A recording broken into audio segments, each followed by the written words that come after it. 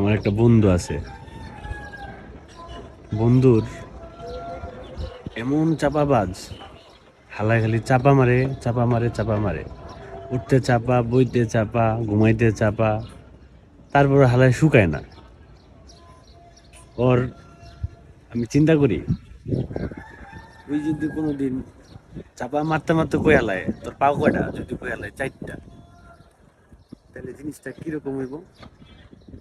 কুত্তা হইব না গরু হইব? কোনটা হইব আমি বুঝতেছি না। কারণ কুত্তারও চারটা পা, গরুরও চারটা পা, এখন কোনটা হইব? আবার বাঘেরও চারটা পা, কোনটা হইব? জানোয়ার হইব, গরু হইব, কুত্তা হইব, কোনটা হইব আমি বুঝতেছি না। সমস্যা নেই, একটা হইব, সমস্যা নেই। চারটা পা, অন্তত চারটা তো পা।